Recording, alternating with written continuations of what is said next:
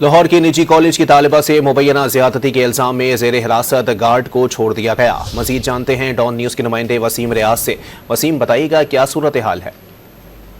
जी देखिए, बिल्कुल पुलिस ने हिरासत में लिए जाने वाले गार्ड और बिग वैन के ड्राइवर को जो है शामिल तफ्तीश किया था, जिनको अब रिहा कर दिया गया। इसके अलावा जो गार्ड छुट्टी पर थे उनसे भी पूछताछ की गई, उनको भी बुलाया गया था। 10 अफराद थे जिनसे इस हवाले से तफ्तीश की गई थी, जिनको उसी दिन फिर पुलिस ने रिहा कर दिया। इस बच्ची के मुबैना ज्यादती के इल्जाम में सिक्योरिटी गार्ड जिसको हिरासत में लिया गया था, उससे CI और FIA की मुश्तरका टीमों ने जो है तफ्तीश की।